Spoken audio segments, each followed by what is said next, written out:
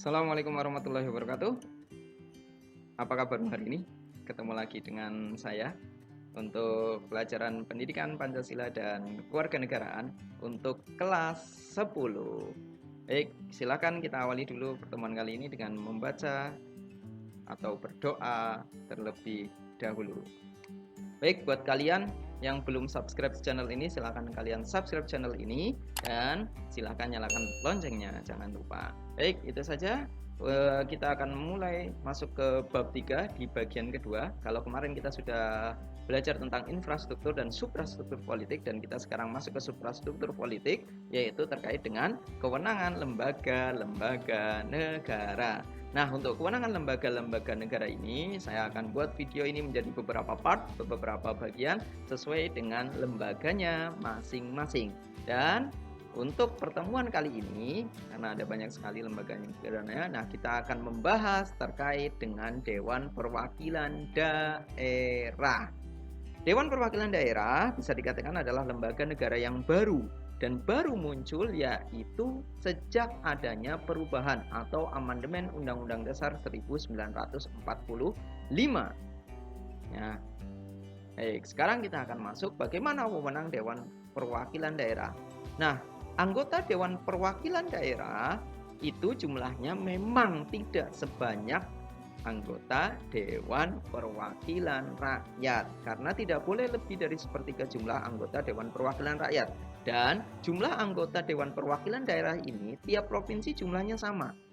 Mau provinsi itu luas, mau provinsi itu kecil, mau provinsi itu jumlah penduduknya banyak, mau jumlah penduduknya sedikit, maka anggota Dewan Perwakilan Daerahnya dari tiap-tiap provinsi itu jumlahnya sama.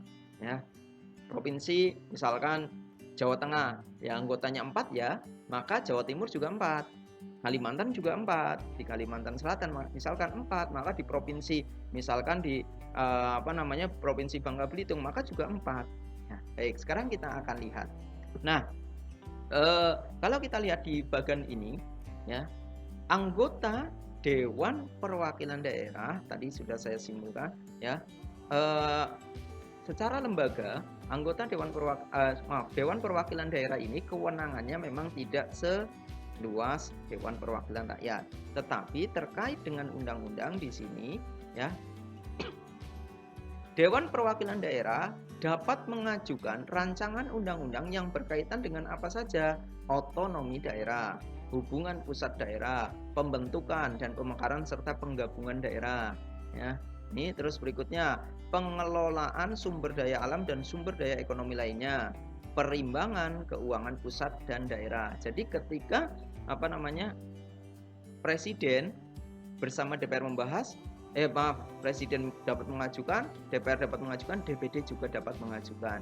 Dan ini juga DPD, Dewan Perwakilan Daerah, juga ikut membahasnya yang tadi diajukan ya, otonomi daerah, hubungan pusat dan daerah, pembentukan, pemekaran serta penggabungan daerah, pengelolaan sumber daya alam dan sumber daya ekonomi lainnya, perimbangan pusat dan daerah. Ini ikut membahas ya, selain dapat mengajukan, itu juga dapat ikut membahas.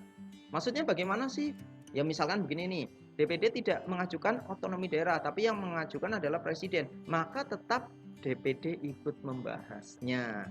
Nah, selain itu ya, DPD akan memberikan pertimbangan terkait rancangan undang-undang yang terkait dengan apa? RAPBN. RAPBN itu yang berhak mengajukan siapa? Presiden.